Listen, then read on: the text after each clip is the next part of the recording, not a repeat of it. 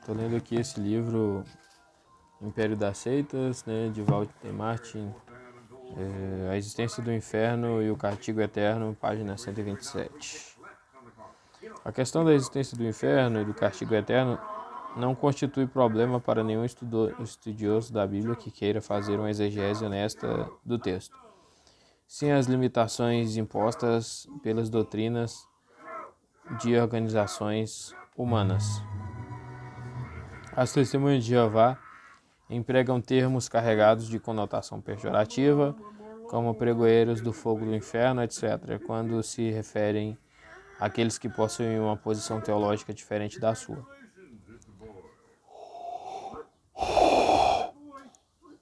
Para compreendermos as posições delas, devemos lembrar primeiro que elas não revelam um bom conhecimento das línguas em que a Bíblia foi escrita originalmente e que esse fator é de grande importância para as principais fases de um estudo semântico do texto. Contudo, vamos considerar a questão em seu contexto e fazer um contraste dela com a interpretação dada pelas testemunhas de Jeová, que afirmam terem resolvido o problema, embora seja difícil entender com que base o fizeram. Primeiro, para começar, ao fazer sua construção gramatical, as testemunhas de Jeová lançam mão de um raciocínio falho e, pelas evidências, raramente consultam um manuscrito original, a não ser a nível de dicionário ou léxico. Para comprovar e deixar bem claro esse erro deles, apresento trechos de suas publicações em Seja Deus Verdadeiro, a seguinte afirmação: se alguém fosse traduzir um livro de uma língua para a nossa, e nele encontrasse uma palavra para designar pão 65 vezes, será que ele traduziria como pão 31 vezes? Depois como peixe 31 vezes e como carne 3 vezes? Claro que não. Por quê? Porque se o fizesse, sua tradução não estaria correta, pois uma coisa que é pão não pode ser ao mesmo tempo peixe ou carne, e vice-versa. O mesmo se aplica à palavra Sheol. Se Sheol significa túmulo, é impossível ser ao mesmo tempo um local de tortura e chamas e ao mesmo tempo um abismo. É interessante observar que, na edição revista do livro, feita em 1951, a Torre de Vigia omitiu esse parágrafo. Para a maioria das testemunhas de Jeová, então, o termo inferno, Sheol, é literalmente a sepultura, o lugar onde os mortais aguardam a ressurreição. O principal argumento deles é que os termos gregos e hebraicos significam sempre a mesma coisa e não possuem conotações contextuais. É uma atitude típica das testemunhas de Jeová que, mais uma vez, demonstra as falhas linguísticas da organização. Em primeiro lugar, o próprio exemplo usado pelo autor com relação a pão, carne, peixe, etc., ocorre no texto bíblico se não reconhecermos claramente a diversidade de significados de uma palavra em contextos diversos, não conseguiremos entender o sentido claro das Escrituras. Uma breve análise das Escrituras demonstra isso. O termo lechem, do hebraico, é traduzido como pão em cerca de 238 lugares. Em primeiro lugar é traduzido como banquete. Em 21 lugares é traduzido como alimento. Em primeiro lugar como fruta e daí etc. É claro que o sentido dos termos Sheol varia e o significado deles determinado pelo contexto e não por conjecturas de escritores desinformados. 2. Segundo os testemunhos de Jeová, veem a morte como sendo um estado de inconsciência ou aniquilação total, o que não encontra apoio na Bíblia. O sentido bíblico de morte não é aniquilação ou extinção do ser.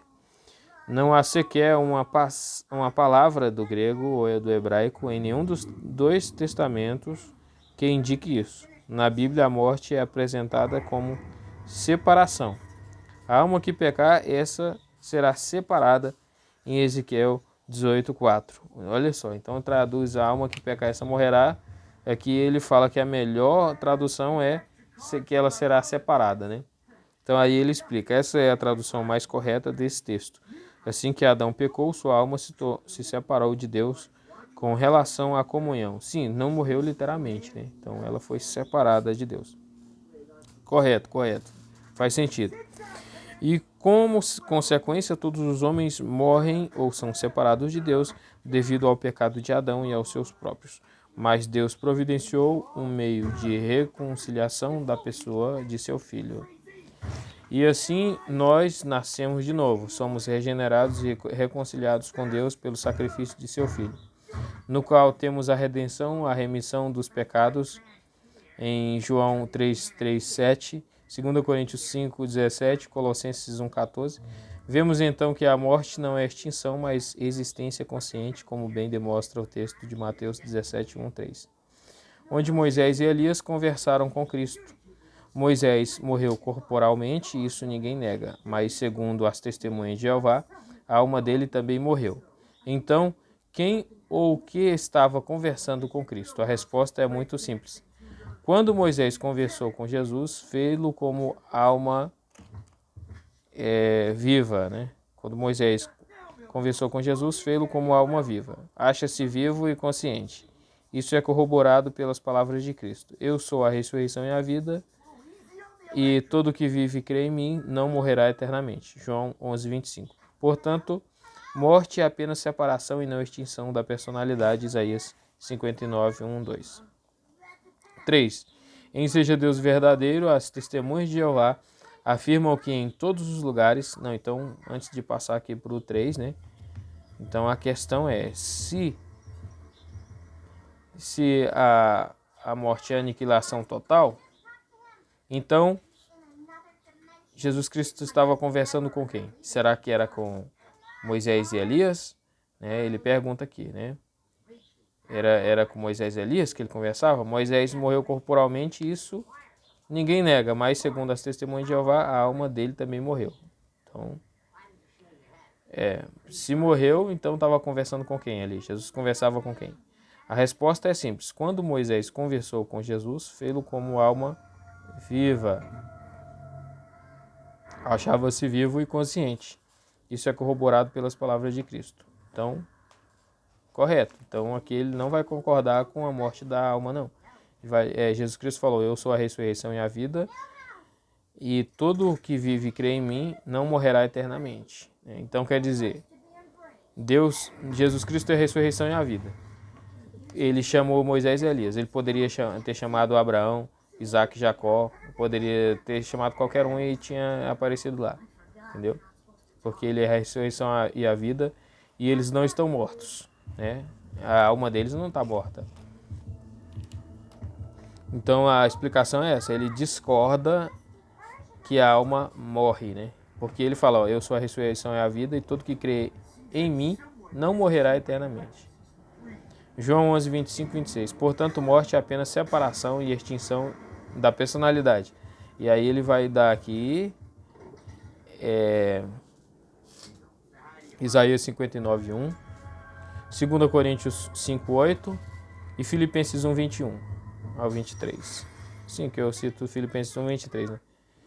3. Em seja Deus verdadeiro, as testemunhas de Jeová afirmam que em todos os lugares em que o termo grego Gehenna é traduzido como inferno, ele significa destruição total. Essa é outra audaciosa manipulação da língua grega e parece com a usada em João 1:1, onde Deus é traduzido como um Deus. Não existe nenhuma prova de que o vocábulo Gehenna tenha o significado de aniquilação no Novo Testamento. Pelo contrário, existem muitas provas de que ele não tem esse sentido. Em Mateus 5:22, o Gehenna é apresentado literalmente como um inferno de fogo. Em Mateus 10:28 é associado a apolesai, ser lançado em tormento eterno. Sim, concordo 100%. Que Mateus 10:28 está falando apolesai, que é ser lançado, né? Inclusive a Bíblia a latina, né? A grego, a Bíblia em grego também, a Septuaginta,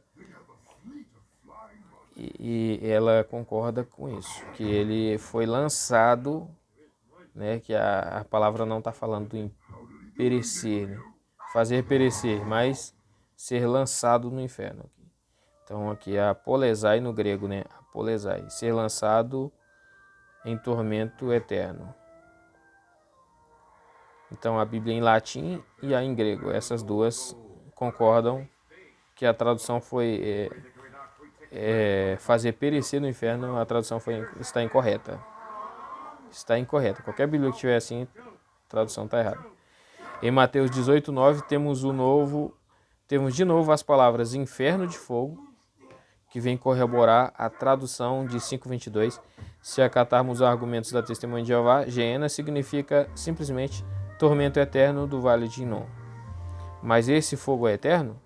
Não, pois hoje em dia não há mais fogo no vale de Inom. Então, a não ser que Jesus se referisse apenas àqueles que viveram em seu tempo, isso nem as Testemunhas de Jeová ensinam. O sentido de Geena é esse mesmo, o símbolo de separação eterna. Vou ler de novo aqui. Se acatarmos os argumentos do Testemunho de Jeová, que Geena significa simplesmente tormento eterno do vale de Inom, mas esse fogo é eterno? Não, pois hoje em dia não há mais fogo no vale de Inom. Tá vendo? Então não está falando do vale de Inom físico, né? Então, a não ser que Jesus se referisse apenas àqueles que viveram em seu tempo, e isso nem as Testemunhas de Jeová ensinam. Também, então, Jesus não se referia às pessoas daquela época, também não. O sentido de Geena é esse mesmo, o símbolo de separação eterna, em que o homem se encontra num tormento consciente em chamas inextinguíveis. Ele dá a passagem em Isaías 66:24. Passagem que ele dá. Olha, então o Antigo Testamento não detalha a questão do inferno, só que onde ele coloca aqui, que é Isaías 66:24, nas escrituras está falando assim, ó. E sairão e verão os cadáveres dos homens que se rebelaram contra mim, porque o seu verme nunca morrerá, nem o seu fogo se apagará, e serão abomináveis a toda carne. Então quer dizer, nunca, né? Então tá falando de eterno aqui, ó. Porque o seu verme nunca morrerá, e nem seu fogo se apagará. Então, Isaías 66:24 tá falando disso também. Apoiado aqui a passagem. 4. Não tem sentido continuarmos fazendo essa análise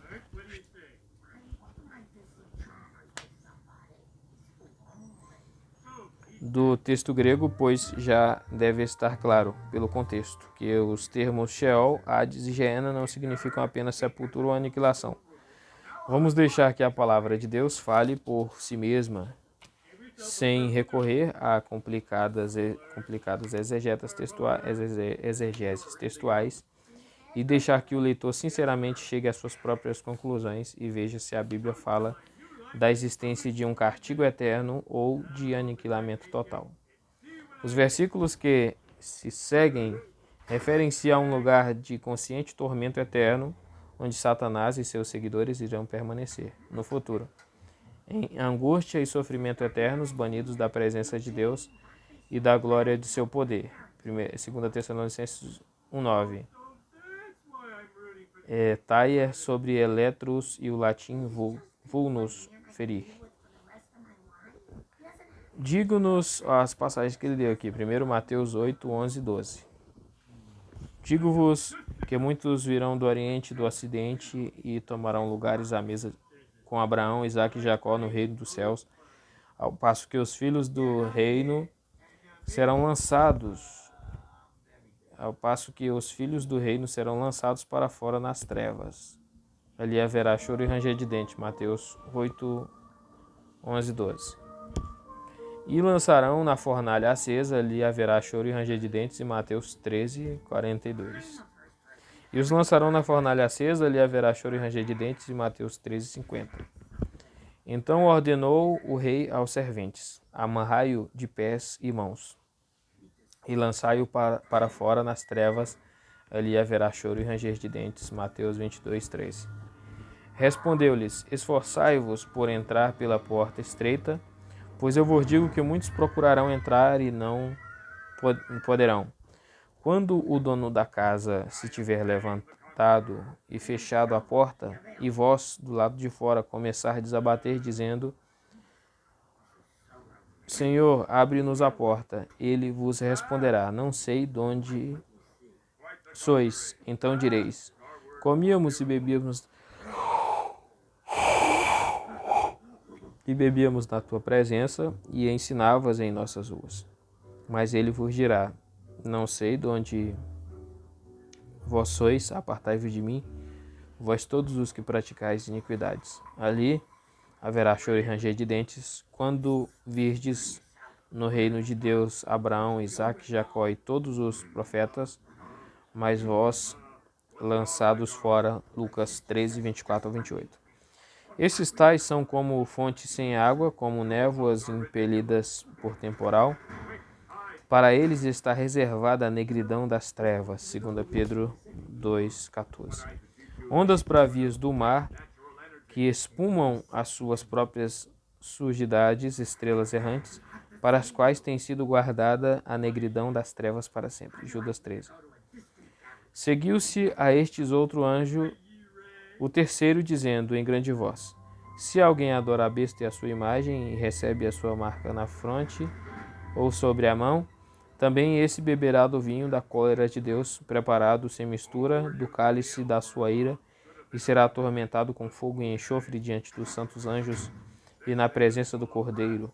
A fumaça do seu tormento sobe pelos céus dos séculos, pelos séculos dos séculos, e não tem descanso algum, nem de dia nem de noite, os adoradores da besta e da sua imagem, e quem quer que receba a marca do seu nome. Apocalipse 14, 9 e 11. Mas a besta foi aprisionada, e com ela o falso profeta, que com os sinais feitos diante dela, seduziu aqueles que receberam a marca da besta, e eram os adoradores da sua imagem. Os dois foram lançados vivos dentro do lago de fogo, que arde com enxofre. Apocalipse 19 e 20. Esses textos constituem prova conclusiva de que existe o lugar de tormento eterno e a consciente separação de Deus. Nem mesmo a tentativa de criar confusão em torno do significado dos termos poderá modificar o sentido deles dentro do contexto. Das passagens, talvez a mais descritiva no grego seja em Apocalipse 20.10. João afirma incisivamente que o diabo, o sedutor deles, foi lançado para dentro do lago de fogo e enxofre, onde também se encontram não só a besta, como o falso profeta, e serão atormentados, no grego basanistezontai, de dia e de noite pelos séculos, que é aionas dos séculos. O termo grego basanizo significa literalmente atormentar, torturar, ser atormentado. Afligir com dor terrível, e é empregado no Novo Testamento sempre com o sentido de forte dor, tormento consciente e não aniquilação, cessação da consciência ou extinção total.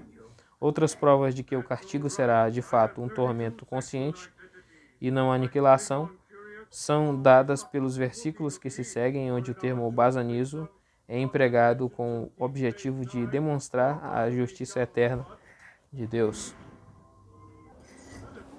Então aqui ele vai citar o texto. Mateus 8,6, o homem sofrendo horrivelmente com paralisia, no grego basanizomenos. Mateus 8,29, os demônios falando com Jesus reconhecem a realidade do tormento futuro. Basanizai. Vieste aqui atormentar-nos antes do tempo? 3. Marcos 5,7. Outra vez o demônio grita: Não me atormentes, que é basanizas. Ele está falando de tormento, né? Obviamente temia um sofrimento que seria consciente e não a aniquilação total. 4. Lucas 8,28. Mais uma vez, um demônio revela conhecer a realidade de um tormento, basanizas, futuro, e suplica a Jesus: Rogo-te que não me atormentes. 5. Apocalipse 14, 10, 11. e será atormentado, basanisteazetai, no grego, né, basanisteazetai, que é atormentado, com fogo e enxofre diante dos santos anjos e na presença do Cordeiro. A fumaça de seu tormento sobe pelos séculos dos séculos e não tem descanso. Anapausis Taier e também Lidel Scott. Alguns nem de dia nem de noite, nem de noite. Os adoradores da besta e da imagem e quem quer que receba a marca do seu nome. Então vemos claramente que as Escrituras ensinam a existência de castigo e tormento consciente e eterno para aqueles que rejeitam a Cristo como Senhor.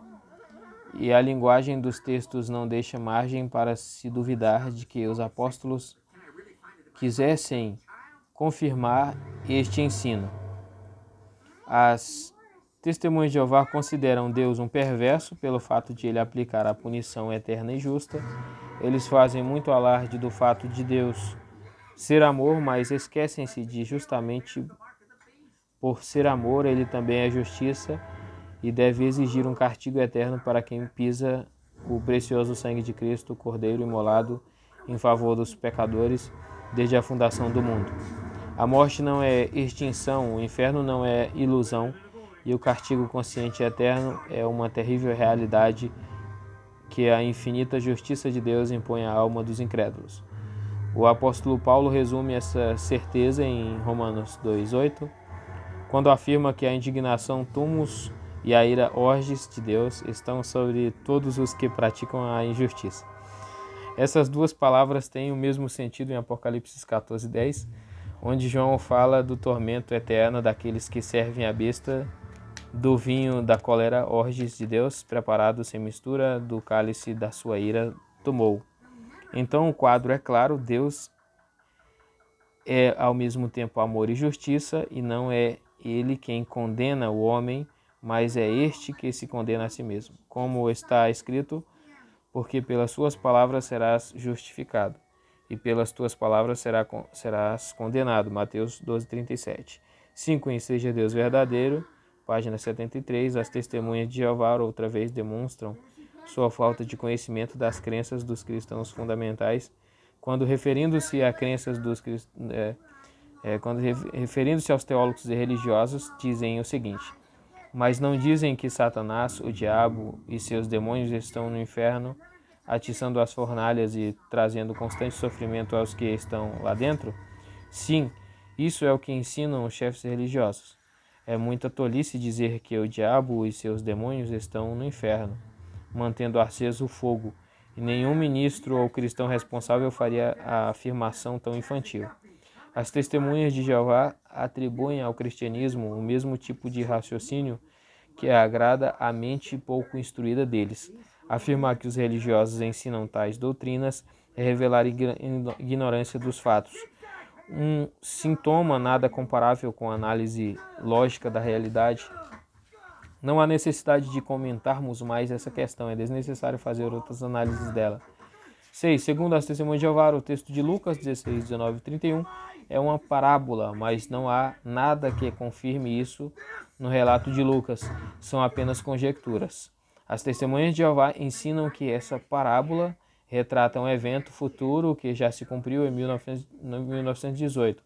O rico representa a classe clerical e o Lázaro o fiel ao corpo de Cristo. A classe clerical é continuamente atormentada pela verdade proclamada por meio do remanescente fiel, seja Deus verdadeiro. Não faz sentido comentar esta interpretação distorcida, pois as testemunhas de Jeová torcem as Escrituras para atender aos seus próprios objetivos, sem levar em conta o contexto. Nesse relato, o Senhor Jesus retrata a condição de uma alma perdida, o rico que rejeitou a Deus, e de um mendigo que gozou das misericórdias dele. O rico, após sua morte física, passou a experimentar um tormento consciente no grego basanoios, versículo 24, e chega a falar de sua angústia no grego udonomai, espiritual consciente, usou atormentado, estou atormentado. Não há dúvida de que ele estava sofrendo e tinha consciência disso. As testemunhas de Jeová creem que para sofrer é preciso ter uma existência física, mas isto é ingenuidade, para não dizer mais. A alma sofre, como está demonstrado neste relato. É bom lembrar também que Jesus, em suas parábolas, não citava nomes próprios, como cita Lázaro nessa. Embora a linguagem seja literal, fala nitidamente de um sofrimento espiritual. Temos de concluir então que essa narrativa de Lucas focaliza um caso acontecido, um fato ocorrido em que a alma de uma pessoa sofria após a morte, e estava consciente disso. Sejam quais forem as conjecturas inseridas neste ponto, a conclusão é certa: exige uma punição consciente após a morte, e quer as testemunhas de Jeová aceitem ou não, ela é uma doutrina das Escrituras que pode ser facilmente comprovada na palavra de Deus. Satanás, o diabo. Em Seja Deus Verdadeiro. Então, o que vai pegar aqui esse aqui? Aonde vai até certo. Seja Deus verdadeiro, as testemunhas de Jeová citam Ezequiel 28, 16 e 19 para comprovar a tese de que Satanás será aniquilado. Mas à luz das Escrituras que acabamos de considerar, precisamos levar em consideração o sentido dos termos hebraicos. O vocábulo original aqui é traduzido como perecer, abade. Não tem o significado de aniquilação total ou extinção. Esse termo pode ser traduzido corretamente como dar como perdido, considerar perdido ou expulso, comparar com Eclesiastes 3:6b e também com o Hebrew English Lexicon de Gesenius. Se traduzirmos Ezequiel 28:19 como se acha em Seja Deus Verdadeiro, nunca mais existirá. O termo hebraico Ain pode ser corretamente vertido como falhar ou ir embora, mas não deixar de existir. Comparar com 1 Reis 20:40 e Isaías 44:12. O emprego do vocábulo Ain na estrutura da sentença hebraica é o principal meio empregado para colocar a negativa a orações substantivas. Em 1 Reis 20:40, por exemplo, quando o profeta diz ele se foi, emprega o termo Ain para dizer que o homem estava ausente, tinha fugido, e não que ele fora extinto. Se as testemunhas de Jeová insistirem nessa doutrina de que Satanás será aniquilado, terão de acreditar também que aquele homem foi aniquilado, o que é absurdo se levarmos em conta o contexto da frase.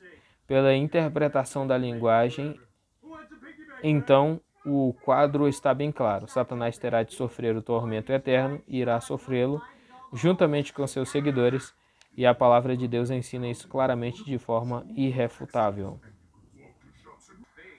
Então aqui foi falado acerca do inferno, do castigo eterno e acerca do Satanás também. No outro vídeo eu vou falar acerca da alma.